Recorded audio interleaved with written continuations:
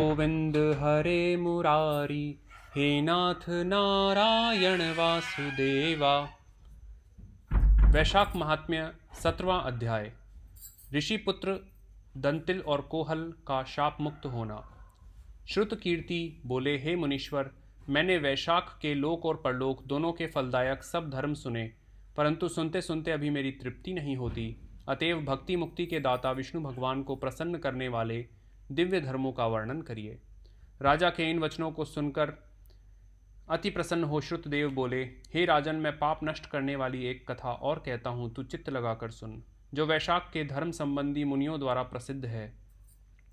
पंपा तीर पर एक शंख नाम का महायशस्वी ब्राह्मण सिंह राशि की बृहस्पति में गोदावरी नदी के किनारे आया और भीमरथी के पार कंटक युक्त पहाड़ी वन में गया, जहाँ न कोई मनुष्य था न जल ही था। गर्मी के ताप से मध्याह्न के समय वह ब्राह्मण वृक्ष की छाया में बैठ गया।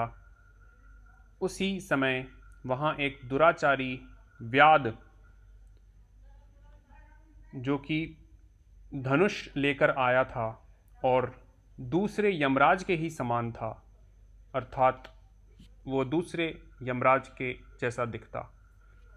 उसने ब्राह्मण को बांधकर उसके सूर्य के समान चमकते हुए कुंडल, जूता, छत्र, रुद्राक्ष की माला तथा कमंडल आदि सब के सब छीन लिए और फिर उसे छोड़कर बोला, जा चला जा। तब वह ब्राह्मण उस दुष्ट से छूटकर नंगे पग धूप से जलती हुई रेती में चलने लगा, जहाँ पीने को जल तक नहीं था। पांव जलने से बहुत व्याकुल हो गिरता पड़ता कहीं बैठकर हाय हाय करने लगा, जिसको सुनकर वह व्याध शीघ्र ही उसके पास आया और मुनि को दुखी एवं व्याकुल देखकर उस पाप बुद्धि के हृदय में दया उत्पन्न हो गई और नई जूती के बदले उसने उस ब्राह्मण को धूप से जल रहे पांवों की रक्षा करने के लिए अपनी पुरानी जूती दे दी।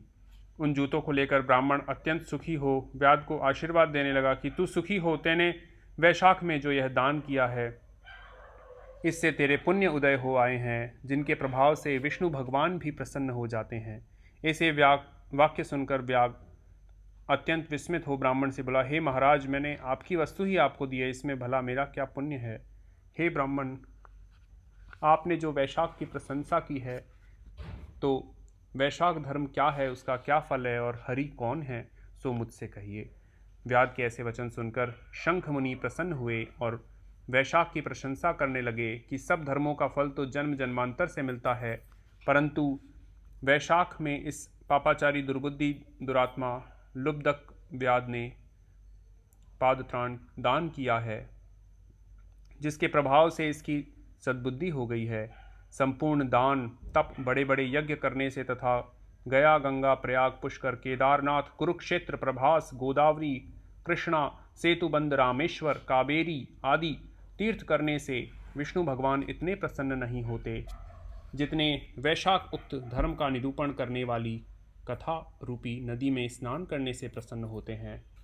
इस माधव मास में जो कर्म थोड़े से धन से सिद्ध होते हैं, वह बहुत खर्च करने से अथवा दान या धर्म यज्ञों के करने से सिद्ध नहीं होते हैं। इस मास में ताप नाश करने वाली पादुका तूने मुझको दी है, जिससे भगवान तेरे ऊपर प्रसन्न हो गए हैं। अब तुझे कल्याण की प्राप्ति होगी। जब मुनीश्वर ऐसा कह रहे थे, तब उस समय मृत्यु द्वारा प्रेरित एक बहुत बड़ा बलि सिंह व्याध के वध के लिए बड़ा क्रोध करता हुआ दौड़ा हुआ आया।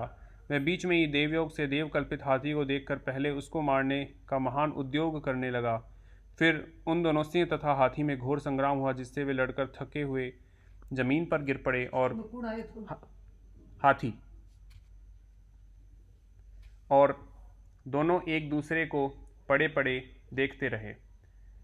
इधर जो कथा मुनीश्वर ने व्याध को सुनाई, वही कथा देवयोग से उन दोनों ने भी सुनी, जिसके सुनने से उनके शरीर निर्मल हो गए और वह सब पापों से छूट तत्काल पशु योनि त्याग कर दिव्य देह धारण कर दिव्य विमान में जो स्त्रियों से सुशोभित था बैठकर स्वर्ग को जाने को तैयार हुए। वे दोनों सिर झुकाए हुए हाथ जोड़े हुए थे।